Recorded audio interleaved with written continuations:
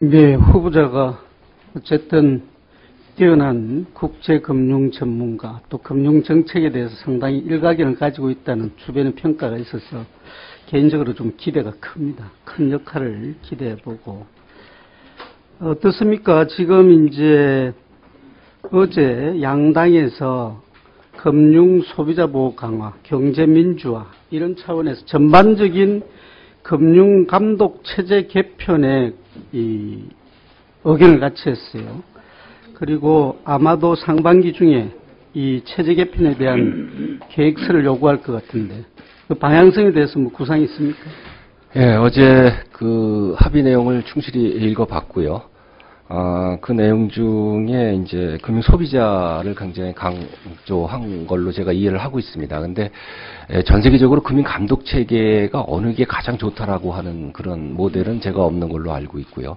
각 나라마다 그 역사와 배경에 따라서 결정을 해야 된다고 생각을 하는데, 다만 큰 방향성 한 가지는 금융 소비자의 권익을 강화해야 된다는 그런 거는 큰 대세라고 봅니다. 그래서 최근에 각국의 그 감독 체계 개편을 보면 금융 소비자 보호를 강화하는 쪽으로 돼 있기 때문에 저도 그런 쪽으로 지금 많이 생각을 하고 있습니다. 별개의 기구를 이제 뭐 설치를 하자 이런 이야기가 있는데, 어쨌든 금융기관은 아까 이제 우리 다른 의원님들이 뭐 탐욕이라는 표현까지 썼지만은 그런 이제 아주 굉장히 이 다이내믹한 이 의도를 강하게 가지고 있는 집단이잖아요. 그리고 전문성도 있고 또 대형화되어 있는데 반해서 소비자들은 소액 다수이고 전문성이 없기 때문에, 그래서 이제 모럴 해저드 내지는 경영 부실 이런 걸로 인한 피해를 어떤 식으로든 체결시켜야 된다는 데 대해서는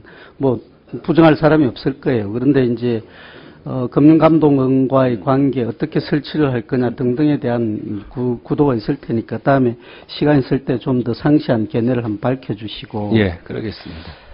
며칠 전 언론에 보도된 거 보니까 우리 금융 이 매각에 대해서 상당히 적극적인 입장에 서신 것 같던데, 일단 이제 우리 금융 이 세 차례 매각 시도가 있었는데 지금 중단된 거 아닙니까? 예, 그렇습니다. 근데 그 이제 스타일이 좀 틀리더라고요. 1차 때는 지주사하고 지방은행을 이 분리하는 방안까지 병행해서 추진했는데 2차, 3차는 다 일괄 매각을 추진하다가 이런저런 사정 때문에 이게 이제 난항을 겪고 있던데, 이 부분에 대해서 혹시 무슨 방법론까지 생각하고 있는 게 있습니까? 사실 3차에 걸쳐 뭐 저도 부위원장 시절에 개입을 했습니다만, 한 게 이제 그 판매 방식에 따라서 어떻게 팔아야 하는 거에 따라서 1차 때는 너무 복잡했고요. 2, 3차 때는 일괄 매각을 했는데 살 사람이 마땅치가 않고 뭐 이런 과정이기 때문에, 지금 뭐 간단히 말씀드리면 이 국민주 방식을 빼놓고는 모든 방안을 다 검토를 해 나가겠습니다. 이런 우리 금융위원회 용역 보고서가 있었어요. 2010년도 건데 지역금융 활성화 방안. 혹시 읽어보셨는지 모르는데 거기 보면은 이런 내용이 나옵니다. 자금이 다 수도권으로 역류한다는 거지. 이 경기도를 제외하고는. 뭐 당연하게 우리가 예상할 수 있는 건데, 그게 심한 게 이제 경북, 전남 이런 데인데, 그럼 경기 서울은 왜 그렇게 했어요? 그건 뭐 신용도 높고 기업이나 개인이 그러니까 금융권에서도 이제 그쪽 투자는 적극적이고, 지역은 이제 노령화되어 가고 산업 기반이 취약하고 하니까는 돈이 이제 내려보냈는데 계속 올라와 버리는 거예요. 그래가지고 이제 정책적으로는 후보자도 잘 알지만은 우리가 이제 지역 신용보증제도도 하고 한국은행에서 이제 총액 한도 대출도 하고 뭐 중소기업 지역 경제 활성화 지원을 하지만, 이제 생각해보면 대형마트 있죠. 이런 것들이 다 이제 이렇게 빨아올리는 역할을 하는 거 아닙니까? 그 다음 지방정부도 필요할 때 보조자로서의 재정 지원을 하는데 그것도 뭐 요즘 자립도 낮아져 버리지. 아까 말씀드린 대로 노령화되지 산업 구조 취약하다는 거.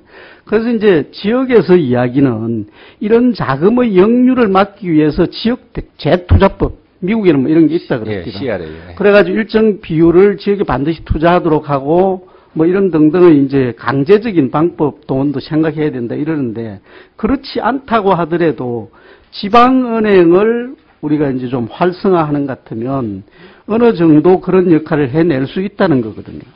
그래서 이제 뭐 정부에서야 투입한 자금이 있으니까 그걸 가능하면 많이 회수를 하려고 노력은 하겠지만 이게 이제 좀 복잡하다 하더라도 분리 매각을 하면 좀 수월할 수도 있고 그렇다 보면 이제 포트폴리오도 다양화시켜가지고 오히려 금융지주 자체도 쉽게 팔 수 있다라는 이런 반대 의견도 있는 거거든요.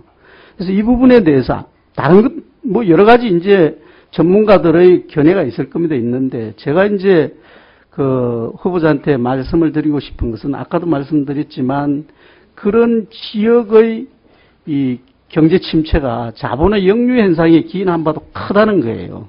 그럼 이걸 탈피하기 위해서 우리가 법을 만들어서 돈을 갖다 지역사회에 재투자될 수 있도록 강제한다는 것은 또 자본주의 체제에서는 문제가 있으니까 이런 합리적인 절충점으로 지역은행을 분리해가지고 지역에서 역할을 할 수 있게 해줘야 된다라는 생각을 하는 건데 그 점에 대해서 한번 예, 모든 가능성을 열어놓고 추진을 하겠습니다. 그리고 의원님께 뭐 말씀드리고 싶은 부분은 우리나라 은행 구조가 이제 큰 은행들은 이제 세 개를 겨냥해서 가야 될 거고요. 지금 지역 금융기관은 지역 그 밀착형으로 가야 된다고 생각을 해서 제가 취임하게 되면 지방은행에 대한 어떤 지역 금융에 대한 활성화 대책을 한번 고민을 해보겠습니다. 보다 적극적인 노력을 해야 되는 것이 지역 상공인들의 바람이 분명히 거기에 있어요. 그리고 이제 그 다음으로 뭐 이제 은행 구성원 내지 소비자라 그럴까 거래하는 이 사람들의 의견인데 가장 강한 요구는 지역 상공인들을 중심으로 그 필요성을 계속 제기하고 있다라는 걸 조금 유념을 해줬으면 좋겠습니다. 우리 2월 말 현재 외환 보유고가 어느 정도 되는지 알고 계시죠? 예, 한 3,300, 400억 불 정도. 조금 줄었다더라고요. 2월 말 3,270억 정도. 예. 1분만 더 하겠습니다. 계략적으로 올해 우리 예산이 342조던가요? 그 정도 되거든요.